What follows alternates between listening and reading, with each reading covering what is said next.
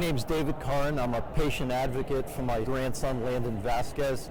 He has IPH, Idiopathic Pulmonary Hemosiderosis, and I'm also a board member for a family foundation to raise funds for research and awareness for that disease.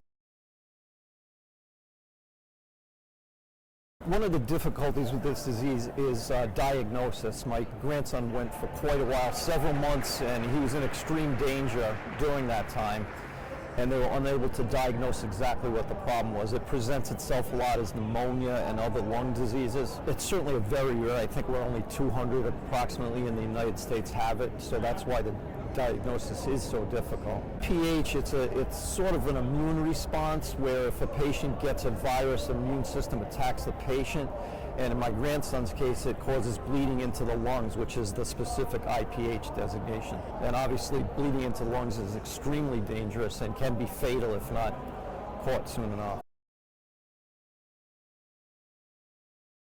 That's the question, because it presents at so many different things, from a cough that just lasts too long, to a strange skin color, yellowish, grayish, to difficulty breathing. There's all these different pathologies that come in that are just recognized for whatever reason by physicians as other things. So as I said, he was in the ICU for 2 weeks before they figured it out. So obviously he started this at 5 years old, so I'm sure everyone's hesitant to do a lung biopsy of a young child like that, but that's how they ultimately discovered it.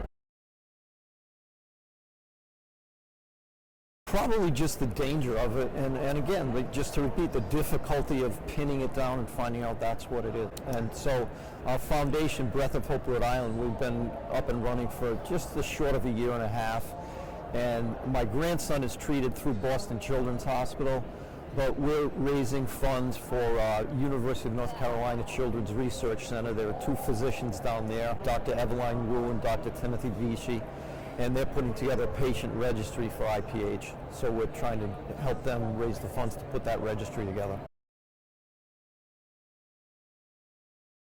He's doing fantastic. So he is receiving treatments now. He has to go to Boston Children's once a month for a 3-day treatment regimen, an immune suppressant drug, steroid, and there's a third I can't remember. I can't recall. He has some difficult things he has to deal with. If he has a cough or gets a cold, they have to run to his primary care doctor to make sure everything's okay, oxygen levels, things like that, to make sure he's not bleeding into his lungs. But since he started those treatments maybe a year and a quarter ago, he's done fantastic and has not had any further bleeding.